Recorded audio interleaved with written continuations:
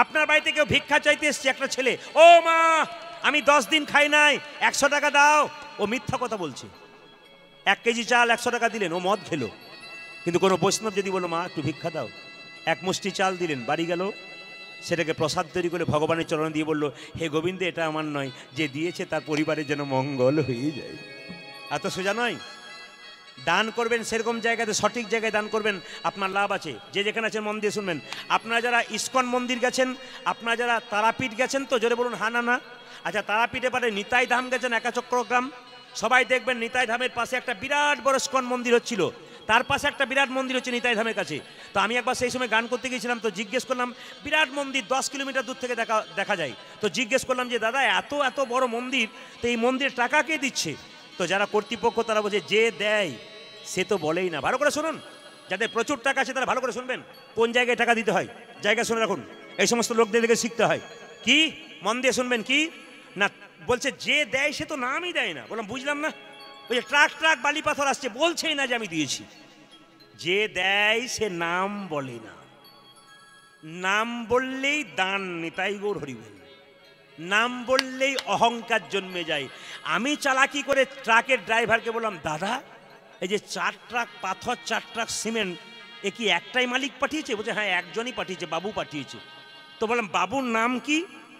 একবারে বলবেন না, বাবু বলেছে দিয়ে চলে আসবি, নাম দিবি না। বলে কেন বাবু? নাম দিলে অহংকার জন্মাবে, মানুষের খাতায় নাম লেখাবো না, লেখাতে যদি হয় তাহলে গোবিন্দের খাতায় নামটা। রাধে রাধে। যারা দেয় তারা নাম বলবে না যে আমি দিলাম, তিনি আমাকে দিয়ে দেওয়া করালেন, তিনি দিয়ে। জয়দেব মেলায় যাবেন, অবাক হয়ে যাবেন। যে লোকটা সারা বছর ব্যবসা করে, বিরাট ব্যবসাতে মত্ত হয়ে থাকে, সময় নাই কথা বলবার, সেই লোকটা 2000 লোককে সেবা করাচ্ছে একদিন, তাদের পাতাগুলো নিজে ফেলে দিচ্ছে। শিখে নেবেন ওদের কাছে, ওরা কি করছে আর আপনি কি করলেন, হিসাব করে দেখবেন জীবনটা আপনি কেমন করে কাটালেন, দেখে নেবেন প্রমাণ আপনারা। যে দেয় সে নাম দেয় না। তবে মায়েরা কিছু মনে করবেন না, এই যে আমরা কার্ডের ওপরে লিখি না শুভ বিবাহ, ওটা পরবর্তী ক্ষেত্রে আর লিখবেন না। শুভ বিবাহ কার্ডে লিখবেন না। পরে প্রদীপবাবু শুভ বিবাহ কার্ডে লিখবো না কেন? আর লিখবেন না, আগে লিখলে ভালো ছিল, এখন লিখবেন না কেন? যে বিবাহে 50টা পাখি কাটা হয়, 4টা ছাগল কাটা হয়, রক্তের বানবন্যা বয়ে যায়, সেই বিবাহ শুভ হয় কি করে? বিচার করবেন আপনারা, কথাগুলো বিচার করবেন। শুভ বিবাহ লিখছেন, আর মেয়ের বিয়েতে মেয়ের আঙুলটা, এই দেখলি তো আঙুলটা কেটে ফেললি, আজকেও শুভ দিনে অশুভ করলি। এদিকে মেয়ের আঙুলটা কেটে গেল, বিয়ের দিনে অশুভ হয়ে গেল, আর 50টা পাখি কাটা হলো, 6টা ছাগল কাটা হলো, ওদের যে রক্তের বানবন্যা বয়ে গেল, তখন অশুভ হলো না। ওই যে নিবেদন আপনাদের কাছে, শুভ বিবাহ আমরা লিখি, কিন্তু বিবাহে শুভ লেখা উচিত নয়। কেন? বিবাহ লিখবেন কিন্তু হ্যাঁ শুভ বিবাহ কখন লিখবেন? যদি গোটা বিবাহের প্রসাদটা নিরামিষ হয়, তাহলে বুঝবেন ওটা আপনার প্রসাদ হলো, ওটাতে শুভ বিবাহ লেখা যায়।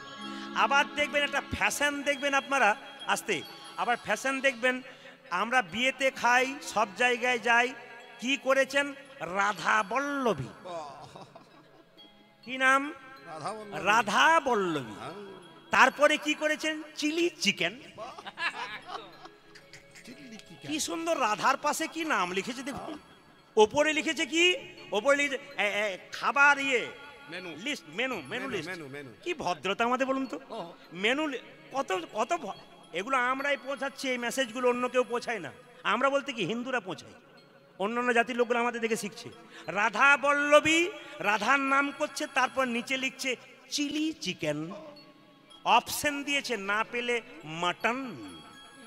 মানে রাধার পাশে চিলি, আবার তার পাশে মটন। মানে রাধাকে কত অপমান করছেন একটু ভেবে দেখে নিন। ওটারা রাধা বল্লভী তখন নাম দেবেন না, ওটা অন্য বল্লভী দেবেন, চিলি বল্লভী দেবেন কিংবা মটন বল্লভী দেবেন, কিন্তু রাধা বল্লভী নাম আপনারা দেবেন না। না না, অন্যায় করা হচ্ছে তো, আপনারা বিচার করবেন। আমরা রাধা নাম দিচ্ছি, তারপর আমরা কোন জায়গায় চিলি পৌঁছাচ্ছি, মটন পৌঁছাচ্ছি, কথাগুলোর দিকে নজর দেবেন, আপনাদের লাভ আছে। আপনারা দেখুন, প্রধানমন্ত্রী মনমোহন সিংকে দেখেছিলেন আপনারা? জোরে বলুন হ্যাঁ না না। মাথার পাগড়ি কোনোদিন ছেড়েছিল? কোনোদিন মাথার পাগড়ি ছেড়েছিল? ওই মাথার পাগড়িটা কিন্তু ওনার ধর্ম ছিল, উনি ধর্ম ছাড়েন নাই। লজ্জা আমাদের, আমরা ধর্ম ছেড়ে ফেলি। উনি কোনোদিন ধর্ম ছাড়েন নাই। আরও আমি আপনাদের প্রমাণ দিয়ে দেবো এক এক করে। এদিকে এদিকে বিভিন্ন স্কুলে দেখবেন, আমরা দেখেছি বিভিন্ন স্কুলে হিন্দু শিক্ষক মশাই থাকে, মুসলিম শিক্ষক মশাই থাকে। শুক্রবার দিন একটা ক্লাস ছেড়ে শুক্রবার দিন মসজিদে নামাজ পড়তে যাই। লজ্জা আমাদের হিন্দুদের কিছু কিছু শিক্ষকের, রাস্তা দিয়ে পেরিয়ে যাবে, মন্দির দেখবে, একবার প্রণাম পর্যন্ত করবে না। এর চাইতে দুঃখের কি হতে পারে? আমরা ধর্মটাকে কোন জায়গায় পৌঁছাচ্ছে একটু লক্ষ্য করুন। আজ আপনাদের চোখ খুলে দিতে চাই আমি, যে আমরা যে মানুষ কুলে জন্ম নিলাম, আমরা হিন্দু সনাতন ধর্মের মানুষ, আমরা কোন জায়গায় পৌঁছাচ্ছি। অন্যান্য জাতির মেয়েরা মাথার কাপড় ছাড়ে না, আর আমাদের জাতির মেয়েরা যে যেমন স্টাইলের পারে, কোনো অসুবিধা নেই। মানে আমরা যে কোন জাতের মানুষ আমরা নিজেকেই খুঁজে পাই না। মহাপ্রভু যেটা শিক্ষা দিলেন আমরা সেই শিক্ষাটা নিতে পারলাম না। দীক্ষা মানে কি মা? দিয়ে খা। স্নান করার পর গোবিন্দের চরণে তুলসী পত্র দুটো বাতাসা দিয়ে তারপর গোবিন্দের কাছে দিয়ে প্রণাম করে তারপর খাবার খান। এ হলো দীক্ষা। আগে দেবেন তবে খাবেন। যদি ভগবানকে দিয়ে না খান, তাহলে ভগবানের জিনিস যদি আপনি খাচ্ছেন অথচ দিচ্ছেন না, তবে তো চুরি করে খাওয়া হয়। আপনি যে রোজগার করছেন সুস্থ শরীরে, আপনি মনে মনে ভেবে নেবেন আমি করছি, তা নয়। তিনি আমাকে শরীর সুস্থ দিয়েছেন, কৃপা করে দিয়েছেন, আমি যেন কৃপা করে তাকে ভক্তি দিতে পারি। ধর্মের ব্যাপারে আমরা অনেকেই অজ্ঞান।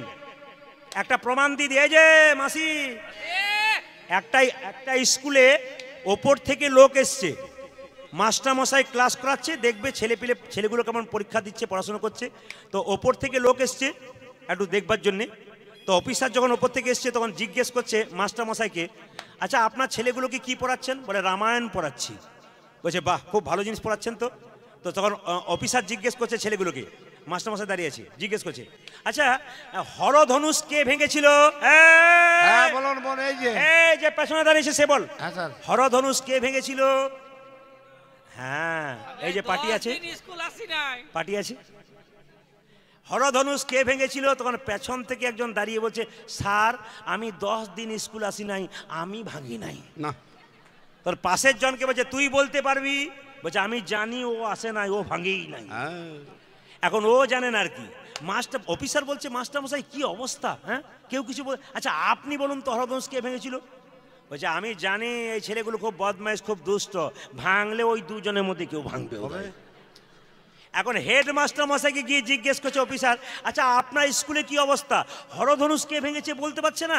তখন হেডমাস্টার মশাই বলছে চুপচাপ থাকুন, ব্যাপারটা চেপে যান, গন্ডগোল আছে, হরধনুষ ভেঙেছে, আমি দুটো তৈরি করে দেবো, কোনো অসুবিধা নেই। ঠিক আছে।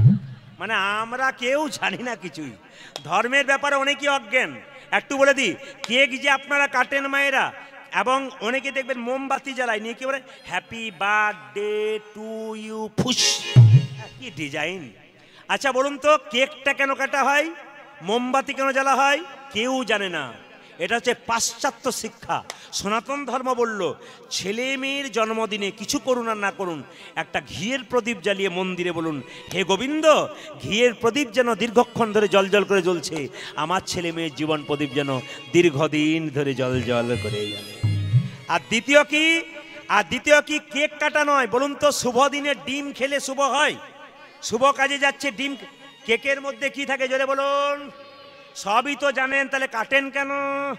না না, আপনার যা করবেন, আপনি কেক কাটুন আর মোমবাতি জ্বালান, ফ্যাশন ঠিক রাখুন, কিন্তু আসল জায়গাটা ঠিক রাখুন। কেকটা কাটবেন তার আগে মাথায় রাখবেন একটু পরমান্ন তৈরি করে গোবিন্দের চরণে দিয়ে বলুন, হে গোবিন্দ, এই পরমান্ন তোমার চরণে দিলাম, এই পরমান্ন যেন আমার ছেলে প্রসাদ ভোজি হয়, প্রসাদ ভোজি হয়।